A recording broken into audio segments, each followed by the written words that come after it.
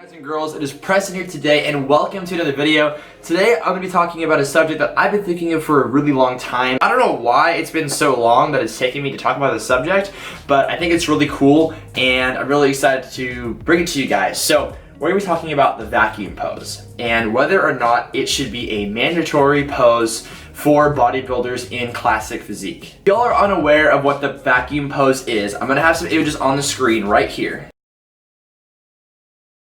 Vacuum pose is basically where you just suck in your stomach as far as possible. What this does is it gives the illusion of a smaller waist, and it's a very aesthetic looking pose that a lot of bodybuilders back in the golden era around the 70s and 80s used to perform very often. Think guys like Frank Zane, Arnold. Bodybuilders back in the golden era were very notorious for doing it, and it was a very popular pose for, as we all know, back then things were more focused on aesthetics, proportions, and not being the biggest guy. It was actually more of an art. And as we've kind of gone more mainstream with bodybuilding, things have become more of the mass monster rather than the artful, proportional mindset that we had back in the 70s and 80s. Now, getting on to the subject, do I believe that this pose should be a mandatory pose? Now, this would entail that if a bodybuilder was unable to perform this pose, they would be deducted points, and if a bodybuilder was able to, they would actually be awarded points. Now, do I believe this is what should happen? Yes, 100% yes, and here's why. The classic physique bodybuilding division is called classic physique.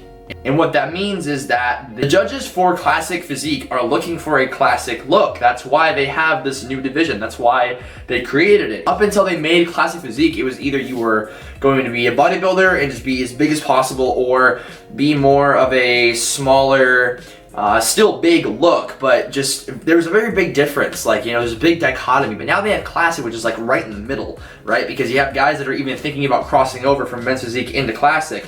Not from men's physique to bodybuilding, but from men's physique to classic, because it's in that in-between stage. Like, they're still really big guys, but they're not as big as your mass monsters. And that, I believe, is what allows them to possess this more classic look. So this leads to my next point, is that these guys possess this classic look, and it's why I feel that they should be required to hit a classic pose. Like, I don't understand what the problem is, because you have bodybuilding, right? You have the bodybuilding division. Open bodybuilding, get as big as possible, but of course, you know, come in as lean as possible as well, but they don't have a weight cap, so they're as big as possible. Then you have men's physique, which is required to wear board shorts.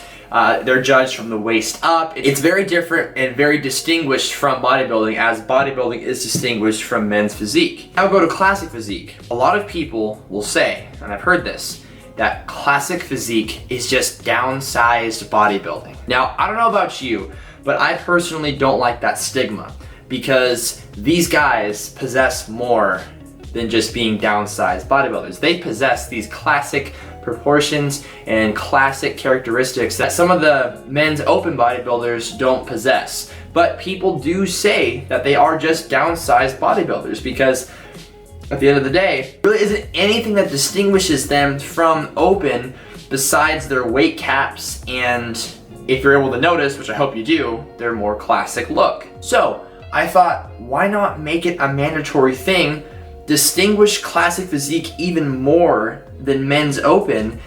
That way you're able to, one, really dial in and see who is a true classic physique competitor, and two, alleviate and just get rid of the stigma that these guys are just downsized bodybuilders. Because if they're able to hit a vacuum pose, that really distinguishes them from a men's open bodybuilder, because a lot of people will say that a lot of your men's open bodybuilders can't hit a vacuum to save their life, and that would really distinguish them and be like, no, they're not just downsized bodybuilders, they're classic physique competitors. You want to know why? Because they can actually hit the vacuum pose, which is one of the most classic physique poses ever. So that is my take. That is why I think that they should be awarded more points if they're able to hit that look on stage, and the people who can't should either not receive as many points or maybe even be deducted points, because it is classic physique. It is called classic physique for a reason, and that is my take on whether or not the vacuum pose should be a mandatory pose in classic physique or not. So before I go, I want to go ahead and give you all a heads up that yes, indeed, Rebirth episode 2 will be coming out very shortly. I wanted to go ahead and record this video. That way you all had some content to keep you all busy up until I post that next episode. I told you all I was gonna be more consistent, and this is me making the effort to do so. And yeah, I'm very excited for you guys to see episode 2. One last thing I want to mention also in regards to a future upload I'm going to be doing is this right here. Now, these whiteboards are full of information, as you guys can see.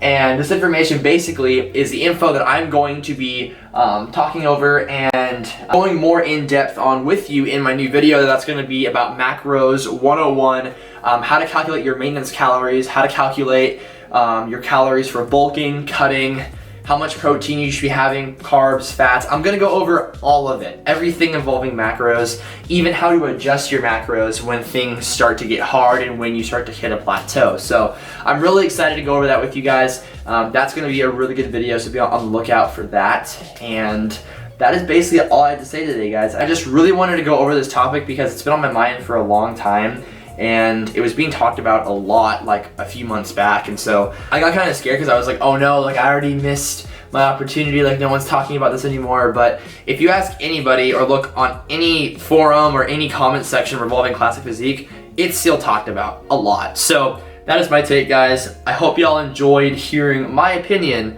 on whether or not the vacuum pose should be a mandatory pose in classic physique. And that is all I have for you guys. I'll see you guys next time. Peace.